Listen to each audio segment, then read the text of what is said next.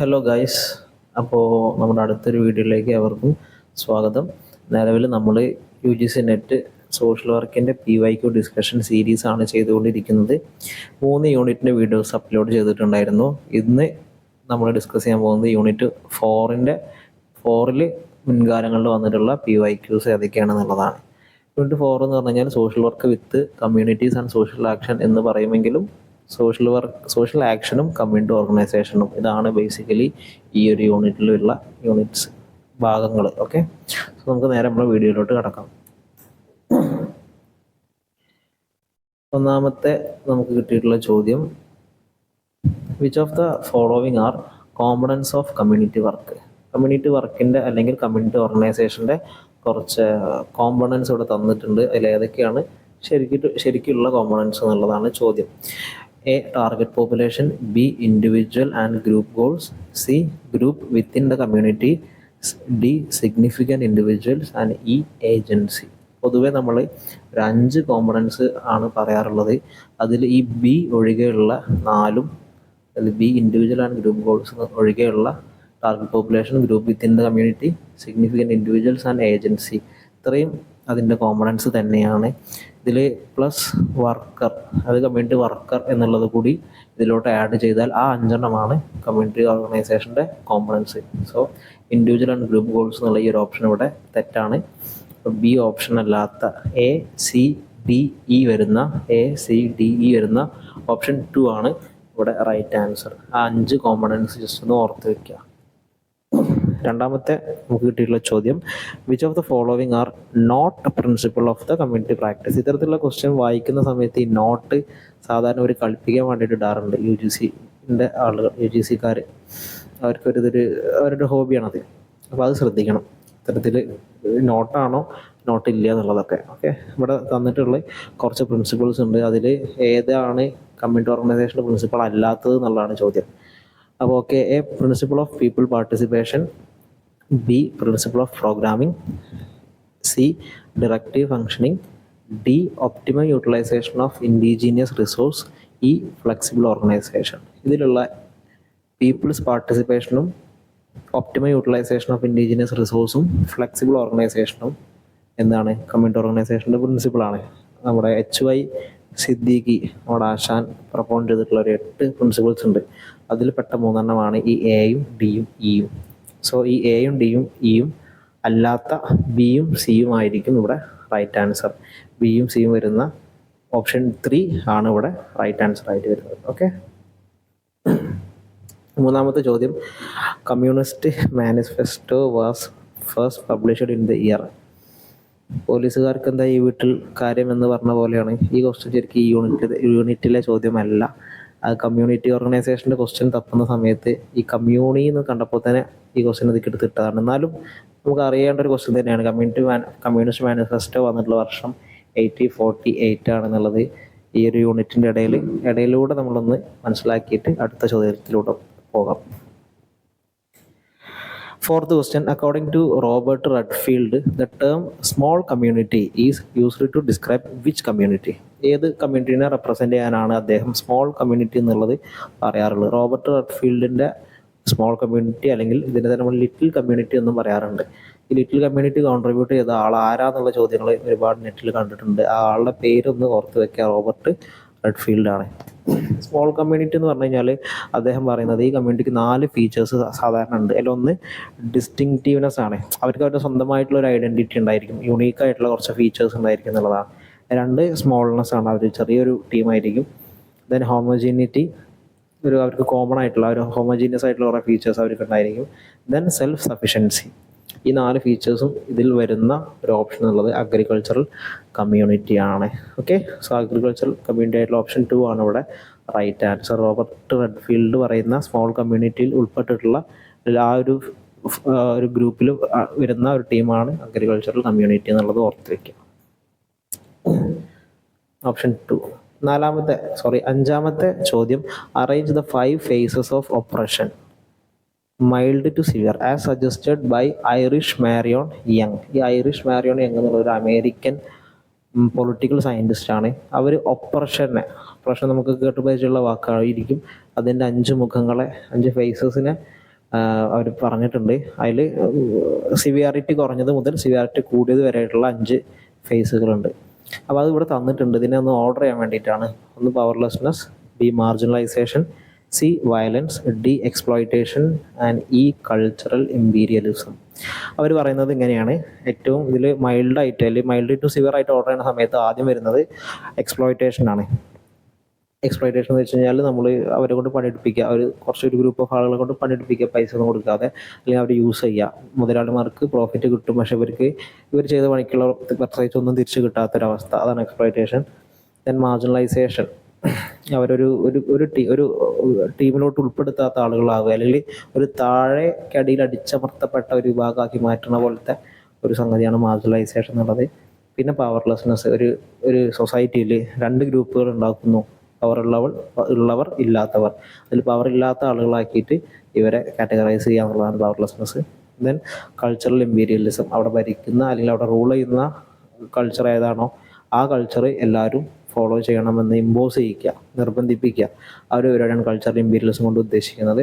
Then violence, വെറുതെ നിൽക്കുന്ന ഒരാളെ പോയിട്ടും തല്ലുക, വെറുതെ അടിക്കുക, ഒരു കാരണമില്ലാതെ പ്രൊവോക്കേഷനൊന്നും ഇല്ലാതെ വെറുതെ പോയി അറ്റാക്ക് ചെയ്യുക, പ്രത്യേകിച്ച് മോട്ടിവേഷനൊന്നും ഇല്ലാതെ വെറുതെ. അതേപോലെ തന്നെ അവർക്ക് ആ ഡാമേജ് ഉണ്ടാവണം, അവരെ ഹ്യൂമിലേറ്റ് ചെയ്യണം എന്നുള്ള ഇൻറ്റൻഷനോട് കൂടി തന്നെ ആക്രമിക്കുക. ഇതൊക്കെ വയലൻസിൽ വരുന്നത്. വയലൻസ് ആണല്ലോ ഏറ്റവും സിവിയർ ആയിട്ടുള്ള. ഓർഡർ ഒന്നുകൂടി പറയാം. ഒന്ന് exploitation, then marginalisation, then powerlessness, പിന്നെ cultural imperialism, and finally and most severe one is violence. ഈ ഒരു ഓർഡറിൽ വരുന്ന ഓപ്ഷൻ 2 ആണ്, DBAEC. അതാണ് ഇവിടെ റൈറ്റ് ആൻസർ ആയിട്ട് വരുന്നത്. ഓക്കെ, നമ്മുടെ 6th ക്വസ്റ്റ്യൻ വരുന്നത് which of the following are true of structural change model of community work എന്നുള്ളതാണ്. ഓക്കെ, അതായത് കുറച്ച് സ്റ്റേറ്റ്മെൻറ്റുകൾ താഴെ തന്നിട്ടുണ്ട്. കമ്മ്യൂണിറ്റി ഓർഗനൈസേഷൻ്റെ വിവിധങ്ങളായിട്ടുള്ള മോഡലുകളിൽ ഒരു മോഡലാണ് സ്ട്രക്ചറൽ ചേഞ്ച് മോഡൽ എന്നുള്ളത്. ആ മോഡലുമായി ബന്ധപ്പെട്ടിട്ടുള്ള കാര്യങ്ങൾ ഏതൊക്കെയാണെന്നുള്ളതാണ് ചോദിച്ചിട്ടുള്ളത്. A, transform existing condition at the grass root level. B, adopt alternative political ideology. C, develop the link between micro and macro levels of social realities. D, redistribution of power in a community between group. E, evaluate welfare program and services of the government. ഇതിൽ structural change എന്ന് പറയുമ്പോൾ എന്താണ്, ഒരു കമ്മ്യൂണിറ്റിയിൽ ഒരു വലിയ രീതിയിലുള്ള മാറ്റങ്ങളാണ്. അവിടെ നിൽക്കുന്ന ഘടനയിൽ ഉൾപ്പെടെ ഒരുപാട് മാറ്റങ്ങൾ സംഭവിപ്പിക്കുന്ന ഒരു മോഡലാണ്. ഇവിടെ പറയുന്ന ഫസ്റ്റ് പറഞ്ഞിട്ടുള്ള 4 ഓപ്ഷൻസും അതിനോട് യോജിക്കുന്നവയാണ്. അഞ്ചാമതായിട്ട് പറഞ്ഞിട്ടുള്ള ഗവൺമെൻറ്റിൻ്റെ പോളിസീസും പ്രോഗ്രാംസും ഇവാലുവേറ്റ് ചെയ്യുക എന്നുള്ളത് ഇവിടെ സ്ട്രക്ചറൽ ചേഞ്ചിൽ വരുന്ന ഒരു കാര്യമല്ല. ബാക്കി വരുന്ന ABCD ആണ് ഇവിടെ റൈറ്റ് ആയിട്ടുള്ള ഓപ്ഷൻ. ഓക്കെ, ഇവിടെ ഓപ്ഷൻ 2 എന്നാണ് കൊടുത്തിട്ടുള്ളത്, പക്ഷേ 1 ആണ് കേട്ടോ റൈറ്റ് ആൻസർ. അത് കൊടുത്തത് മാറിപ്പോയതാണ്, സോറി. ABCD. 7ാമത്തെ ചോദ്യം, community work in the social planning model refers to. Social planning model നേരത്തെ പറഞ്ഞത് സ്ട്രക്ചറൽ ചേഞ്ച് മോഡലായിരുന്നു, ഇപ്പം സംസാരിച്ചുകൊണ്ടിരിക്കുന്നത് സോഷ്യൽ പ്ലാനിംഗ് മോഡലാണ്. അപ്പോൾ ഈ ഇത്തരത്തിലുള്ള ഒരുപാട് മോഡൽസുകൾ ഉണ്ട് എന്നുള്ളതൊന്ന് ജസ്റ്റ് ഓർത്ത് വെക്കുക. ഈ സോഷ്യൽ പ്ലാനിംഗ് മോഡൽ എന്നുള്ളത് ജാക്ക് റോത്ത്മാൻ്റെ ഒരു കോൺട്രിബ്യൂഷനാണ്. നേരത്തെ സംസാരിച്ചിട്ടുള്ള സ്ട്രക്ചറൽ ചേഞ്ച് മോഡൽ എന്നുള്ളത് സിദ്ദീഖി പ്രൊപ്പോണ്ട് ചെയ്തിട്ടുള്ള 3 മോഡലുകളിൽ ഒന്നാണ്. അപ്പോൾ ഇത്തരത്തിലുള്ള മോഡലുകളൊന്ന് ഓർത്ത് വെക്കണം എന്നുള്ളതും ശ്രദ്ധിക്കുക. ഇവിടെ ക്വസ്റ്റ്യനിലോട്ട് വരുന്ന സമയത്ത് ഇവിടെ തന്നിട്ടുള്ളത് A worker or an agency undertakes an exercise to evaluate the welfare needs and existing services. Okay, നിലവിലുള്ള ആവശ്യകതകളും അതിനനുസരിച്ചുള്ള ഗവൺമെൻറ് പ്രോഗ്രാംസ് ഉണ്ടോ എന്നുള്ളത് ഇവാലുവേറ്റ് ചെയ്യുക എന്നുള്ളതാണ് ഇവിടെ പറഞ്ഞിട്ടുള്ളത്.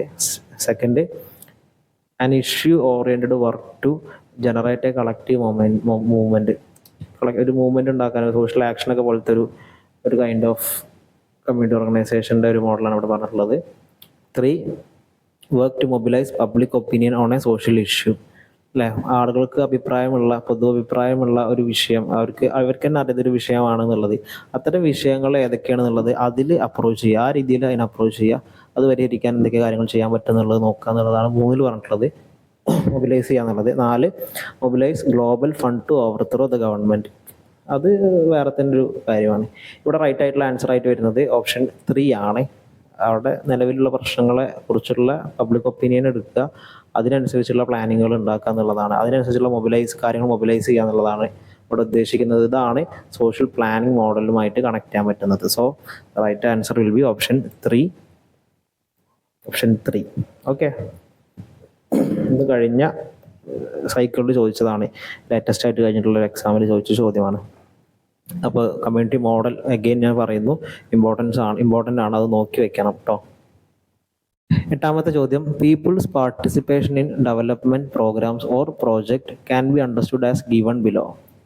അത് പീപ്പിൾസ് പാർട്ടിസിപ്പേഷൻ എന്ന് പറഞ്ഞ കോൺസെപ്റ്റ് ഉണ്ടല്ലേ, ആളുകളെ പങ്കെടുപ്പിക്കുക എന്നുള്ളത്. അത് താഴെ തന്നിരിക്കുന്ന ഗവൺമെന്റിന്റെ പ്രോഗ്രാമുകളും ഡെവലപ്മെന്റ് പ്രോഗ്രാമുകളും പ്രോജക്റ്റുകളൊക്കെ. അപ്പോൾ താഴെ തന്നിരിക്കുന്ന ഏതൊക്കെയാണ് ഈ പീപ്പിൾ പാർട്ടിസിപ്പേഷൻ എന്നുള്ള ഒരു കാര്യവുമായി ബന്ധപ്പെട്ട് കിടക്കുന്നത്, അല്ലെങ്കിൽ ഏതൊക്കെ കാര്യങ്ങളിൽ നമുക്ക് പീപ്പിൾസ് പാർട്ടിസിപ്പേഷൻ വേണം എന്നുള്ളതാണ് ഇവിടെ ചോദിച്ചിട്ടുള്ളത്. 1, participation in decision making. 2, in implementation. 3, monitoring and ഇവാലുവേഷനിൽ. 4, in sharing the benefits of the ഡെവലപ്മെന്റിൽ. 5, recruitment of the staff of the implementing agency. അതിൽ 4 ഓക്കെ. 5ാമത് എന്താ പറഞ്ഞിട്ടുള്ളത്, ആ കമ്മ്യൂണിറ്റി ഓർഗനൈസേഷൻ ഫെസിലിറ്റേറ്റ് ചെയ്യുന്ന ഏജൻസി ആരാണോ അവരിൽ ആ കമ്പനിയിലെ സ്റ്റാഫുകളൊക്കെ എടുക്കുന്ന കാര്യത്തിൽ വരെ ആളുകൾക്ക് പാർട്ടിസിപ്പേഷൻ വേണമെന്നുണ്ടോ? ഇല്ല, അവിടെ പാർട്ടിസിപ്പേഷൻ ആവശ്യമില്ല. ബാക്കിയുള്ള എല്ലാ കാര്യങ്ങളിലും ഡിസിഷൻ മേക്കിങ്ങിൽ ആളുകളുടെ പാർട്ടിസിപ്പേഷൻ വേണം, ഇംപ്ലിമെൻറ്റേഷനിൽ പാർട്ടിസിപ്പേഷൻ വേണം, ആ പ്രോഗ്രാം മോണിറ്റർ ചെയ്യാനും ഇവാലുവേറ്റ് ചെയ്യാനും ആളുകളുടെ പാർട്ടിസിപ്പേഷൻ ആവശ്യമാണ്. ആൻഡ് അതിൻ്റെ ബെനിഫിറ്റ്, ആ പ്രോഗ്രാമിൽ നിന്ന് കിട്ടുന്ന ബെനിഫിറ്റുകൾ ആ പാർട്ടിസിപ്പൻസിൻ്റെ ഇടയിൽ ഷെയർ ചെയ്യപ്പെടണം. ആ 4 കാര്യങ്ങളൊക്കെയാണ്. ഇ എന്നുള്ളത് റൈറ്റ് ആൻസർ അല്ല. ബാക്കി എ ബി സി ഡി വരുന്ന ഓപ്ഷൻ 2 ആണ് ഇവിടെ റൈറ്റ് ആൻസർ ആയിട്ട് വരുന്നത്. 9, the basis of community organisation should be. ഇത് ഡയറക്റ്റ് ആയിട്ടുള്ളൊരു ചോദ്യമാണ്. ഈ ചോദ്യം ഒരുപാട് തവണ റിപ്പീറ്റ് ചെയ്യപ്പെട്ടിട്ടുള്ള ചോദ്യമാണ്. കമ്മ്യൂണിറ്റി ഓർഗനൈസേഷൻ്റെ ബേസ് എന്താണെന്നുള്ളതാണ്. പൊതുവെ ഞാനൊക്കെ ആദ്യം എഴുതുന്നത് ദ പീപ്പിൾ എന്നായിരുന്നു. The people, the resources, the felt needs, the activity. Right answer felt needs ആണ്. ആളുകൾക്ക് ഫെൽറ്റ് നീഡ്സ് വെച്ച് കഴിഞ്ഞാൽ ഇപ്പോൾ ആ കമ്മ്യൂണിറ്റി തന്നെ അഡ്രസ്സ് ചെയ്യുന്ന ഒരുപാട് പ്രശ്നങ്ങളുണ്ടാവും. അവർക്ക് ഇന്ന പ്രശ്നങ്ങളുണ്ട്, ഈ പ്രശ്നങ്ങൾ മാറ്റണം, അല്ലെങ്കിൽ ഇതൊന്ന് ഓവർകം ചെയ്യണം എന്ന് അവരെന്നെ ബിലീവ് ചെയ്യണം, അല്ലെങ്കിൽ അവർക്ക് തന്നെ അറിയാവുന്ന ആ പ്രശ്നത്തെയാണ് ഫെൽറ്റ് നീഡ്സ് എന്ന് പറയുന്നത്. ആ ഒരു അവർക്ക് അറിയാമെന്നുള്ള ആ ഒരു ട്രിഗർ പോയിന്റിൽ നമ്മൾ അല്ലെങ്കിൽ മാറ്റണം എന്ന് അവർക്ക് തന്നെ അഭിപ്രായം ഉണ്ട് എന്നുള്ള അവിടെയാണ് നമ്മൾ കമ്മ്യൂണിറ്റി ഓർഗനൈസേഷൻ വർക്ക് ആവുക. അപ്പോൾ ആ ഒരു സംഗതിയാണ് അവിടുത്തെ ബേസ്. ദ ഫെൽറ്റ് നീഡ്സ് ആണ് ബേസ് എന്നുള്ളത് ഓർത്ത് വയ്ക്കുക. So the right answer will be option 3. The strategies. 10ാമത്തെ question, the strategies that social actionists make use of in their work can be characterised as. Social ആക്ഷനിസ്റ്റുകൾ use ചെയ്യാറുള്ള strategies അവർ വർക്കിൽ, അത് സോഷ്യൽ ആക്ഷനിൽ യൂസ് ചെയ്യാറുള്ള സ്ട്രാറ്റജീസ് ഏതൊക്കെയാണെന്നുള്ളതാണ്. AR Desai എന്ന് പറഞ്ഞിട്ടുള്ളൊരു ഇന്ത്യൻ സോഷ്യോളജിസ്റ്റ്, അദ്ദേഹം കോൺട്രിബ്യൂട്ട് ചെയ്തിട്ടുള്ളൊരു 3 സ്ട്രാറ്റജീസ് ഉണ്ട്. അവയാണ് ഇതിൽ തന്നിട്ടുള്ള 3 ഇതിൽ അസസ്മെൻറ്റ്, ഇൻ്റർവെൻഷൻ, കൊളാബറേഷൻ, ബാർഗെയിനിങ്, കോൺഫ്രൺട്രേഷണൽ. ഇതിൽ കൊളാബറേഷൻ, ബാർഗെയിനിങ്, കോൺഫ്രൺട്രേഷൻ ആണ് ആ പറഞ്ഞിട്ടുള്ള 3 സ്ട്രാറ്റജിക് കുട്ടന്മാർ. ഓക്കെ, അപ്പോൾ ഇവന്മാരെ മാത്രം എടുത്താൽ മതി, ബാക്കി 2 നമുക്ക് ഒഴിവാക്കാം. സോ CDE വരുന്ന ഓപ്ഷൻ 3 ആയിരിക്കും ഇവിടെ റൈറ്റ് ആൻസർ. ഇനി 11ാമത്തെ ചോദ്യം മാച്ച് ദ ഫോളോവിങ് ആണ്. ഇതേപോലത്തെ മാച്ച് ദ ഫോളോവിങ് നമ്മൾ ഒരു യൂണിറ്റിൽ കൂടി കണ്ടിട്ടുണ്ടാവും. എവിടെയാണ്? യൂണിറ്റ് 1 സോഷ്യൽ മൂവ്മെൻറ്റും അത് ഇനീഷ്യേറ്റ് ചെയ്ത ആളുകളും. സോഷ്യൽ മൂവ്മെൻറ്റ് എന്നുള്ളത് ഈ ഒരു യൂണിറ്റിലും നമ്മൾക്ക് നോക്കാനുള്ള ഒരു ഭാഗമാണ്. അതൊരു ചെറുതായിട്ടൊരു ഓവർലാപ്പിംഗ് ആയിട്ടുള്ളൊരു ഭാഗമായിട്ട് നമുക്ക് കണക്കാക്കാം. ഇവിടെ കൊടുത്തിട്ടുള്ളത് എ എന്നുള്ളത് സിവിൽ ഡിസൊബീഡിയൻസ് മൂവ്മെൻറ്റ്, ശുദ്ധി മൂവ്മെൻറ്റ്, ഭൂദാൻ മൂവ്മെൻറ്റ്, സത്നാമി മൂവ്മെൻറ്റ്. കൊണ്ടുവന്നിട്ടുള്ള ആളുകൾ മഹാത്മാഗാന്ധി, വിനോദ ഭാവെ, ദയാനന്ദ സരസ്വതി, ഘാസിദാസ്. ഇത് സിമ്പിളായിട്ടുള്ളൊരു തന്നെയാണ് തോന്നുന്നത്. സിവിൽ ഡിസൊബീഡിയൻസ് മൂവ്മെൻറ്റ് ഗാന്ധിജിയാണ് പ്രൊപ്പോസ് ചെയ്തിട്ടുള്ളത്, അതിൻ്റെ ഇനീഷ്യേറ്റ് ചെയ്തിട്ടുള്ളത്. Shuddhi movement Dayananda Saraswati, Bhoodan movement Vinoba Bhave, Satnami movement Ghasidas. So the right answer will be option 2 ആയിരിക്കും. Okay, A1, B3, C2 and D4. 12 participatory rural appraisal PRA approach was developed by. PRA develop ചെയ്ത ആളാരാണ്? Paulo Freire, Muhammad Yunus, John Rawls, Robert Chambers ആണ് right answer. PRA എന്നുള്ളതൊക്കെ നമ്മളൊക്കെ rural ക്യാമ്പിന് പോണ സമയത്ത് ചെയ്തിട്ടുണ്ടായിരിക്കാവുന്ന ഒരു ആക്ടിവിറ്റിയാണ്, അല്ലെങ്കിൽ ഒരു ടൂളാണ്. ആ നാട്ടിലെ ആളുകളെ കൊണ്ട് തന്നെ അവരുടെ പ്രശ്നങ്ങൾ, മീൻസ് അവിടുത്തെ റിസോഴ്സുകൾ, അല്ലെങ്കിൽ അവിടുത്തെ ഒരു സോഷ്യൽ കമ്മ്യൂണിറ്റി ലൈഫ് എങ്ങനെയാണെന്നുള്ളത് അവരെ പറഞ്ഞിട്ട് തന്നെ നമ്മൾ മനസ്സിലാക്കുക, അല്ലെങ്കിൽ അവർ ത്രൂ തന്നെ നമ്മൾ മനസ്സിലാക്കുന്ന ഒരു ടൂളാണ് PRA എന്നുള്ളത്. ഓക്കെ, ഓപ്ഷൻ 4 റോബർട്ട് ചാമ്പേഴ്സ് ആണ് റൈറ്റ് ആൻസർ. അദ്ദേഹമാണത് ഡെവലപ്പ് ചെയ്ത് കൊണ്ടുവന്നിട്ടുള്ളതെന്ന് ഓർത്ത് വയ്ക്കുക. 13ാമത്തെ ചോദ്യം, what are the models of community organization according to Rothman? Okay, ഇത് 2022 ചോദിച്ചിട്ടുള്ള ചോദ്യമാണ്. മോഡൽസ് ഇമ്പോർട്ടൻ്റ് ആണെന്നുള്ളത് തന്നെയാണ് വീണ്ടും നമുക്ക് മനസ്സിലാക്കാൻ പറ്റുന്നത്. അദ്ദേഹം കൊണ്ടുവന്നിട്ടുള്ള 3 മോഡൽസ് ഉണ്ട്: social planning model, social action model, locality development model. ആരാണ്?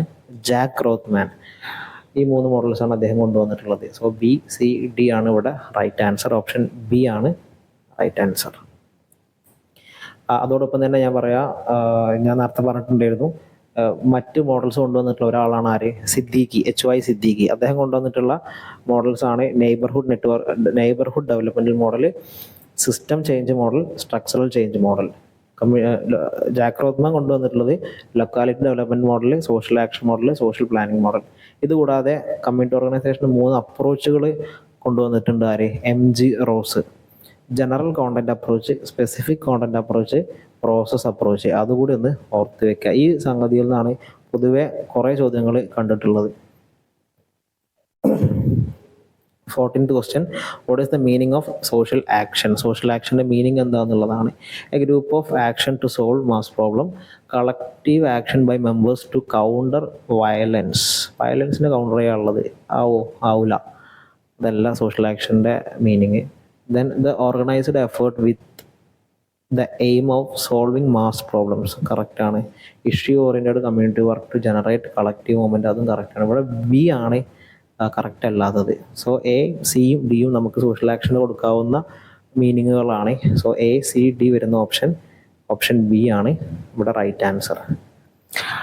15ാമത്തെ ചോദ്യം, the basic principles of community work practice include. 2023 ജൂണിൽ, അതായത് ഇപ്പോൾ കഴിഞ്ഞ എക്സാമിൻ്റെ മുമ്പത്തെ എക്സാം, അതായത് 2023 first exam, first cycle.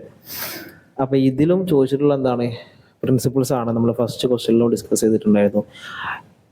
The principles of specific objectives, B, the principle of planning, C, the principle of cooperation, D, the principle of people participation, E, the principle of democratic functioning. ഇതിൽ corporation ഒഴികെയുള്ള ബാക്കിയുള്ള എല്ലാ കാര്യങ്ങളും HY Siddiqui മുന്നോട്ട് വെച്ചിട്ടുള്ള 8 പ്രിൻസിപ്പുകളിൽ പെട്ട കാര്യമാണ്.